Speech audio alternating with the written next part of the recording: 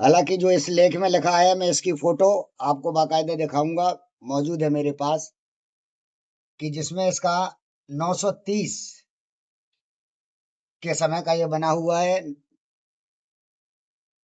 सबसे प्राचीन भारत का ही नहीं विश्व का ये हनुमान मंदिर जो अभी इस स्थिति में मौजूद है, खजुराहो में मौजूद है। ये इसके आसपास अनेकों धाम है जहां पे लाखों सनातनियों की भीड़ लगी है, लेकिन सभी आस्था में, या हम कहें आस्था के द्वारा जिस आडंबर में डूब गए वो भूल गए हैं कि वो कहाँ ईश्वर रहता है। हम सब जगह विचार करते हैं, हमें क्या है हनुमान जी पे इतना नहीं विचार करना चाहिए। सबसे प्राचीन हनुमान मंदिर मेरा सभी भारतवासियों से, मध्य प्रदेश के सभी निवासियों से ये अनुरोध है कि आप लोग इतना दान देते हैं दूसरे मंदिरों के लिए, वो निर्माण होके जाने कहाँ से एक आम मनुष्य अपने आप को दरबार लगाकर राजा समझने लगता है। आप इस प्रकार के मंदिर को देखिए, यहाँ आइए, यहाँ जो आप सहयोग करना चाहते हैं ऐसे मंदिरों पर सहयोग करिए। ये हमारी विश्व की धरोहर है। ये सिर्फ शक्ति और भक्ति का ही प्रतीक नहीं, हमारे भारत का, हमारे सनातनियों का एक ऐसा प्रतीक है जिसमें आप हनुमान जी की हाथ को देखें, वो क्या इशारा कर रहे हैं।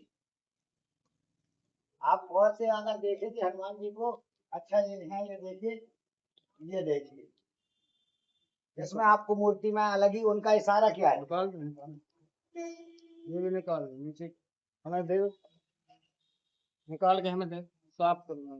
ये देखिए, वो भी निकाल दो, वो भी निकाल, साफ हो गई। कल दूसरे पहना आ जाएंगे मंगल।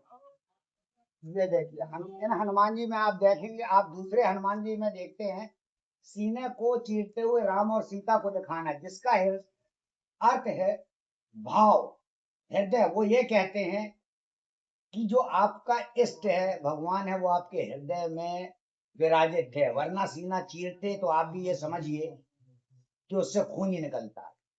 हर गाथा जो रामायण महाभारत गीता है वो व्यक्ति को समझाने के वो मार्ग हैं, वो गंतव्य ही है। हम उसे पढ़ के, हम उसे रट के दिन रात करते हुए, आप एक बात बताइए कि अगर कोई व्यक्ति 7th में पढ़ता है, 8th में पढ़ता है, क्या चाहते हैं आपके पेरेंट्स? अब अगली क्लास में जाओ, या हनुमान चालीसा रोज पढ़ते रहो, रामायण रोज पढ़ते रहो।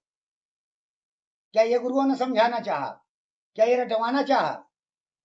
आप बच्चे को रटाना चाहते हो या समझाना चाहते हो?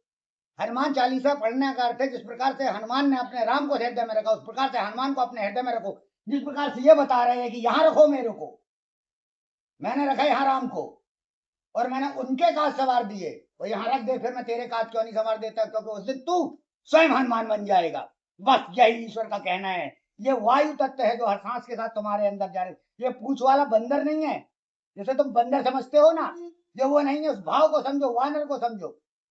ये वो नर है जो हर सांस के साथ तुम्हारे भीतर जा रहा है। जो जितनी देर रुकेगा तुम्हारे भीतर, अगर हनुमान तुम्हारे भीतर अंदर रुका रहा, यानी तुम सांस को रोके रहे, तो वो तुम्हारे तीसरे नेत्र को खोलता है। बल बुद्धि विद्या का देने का अर्थ ये है, तो आपके तीसरे नेत्र को खोलता है। तीसरे, जैसे हम इंग्लिश में कहते हैं पीनियल ग्लैंड। पीनियल ग्लैंड हमारा कब एक्टिवेट होता है? तीसरा नेत्र कब एक्टिवेट होता है? हम सम्मोहन करता कब बनते हैं?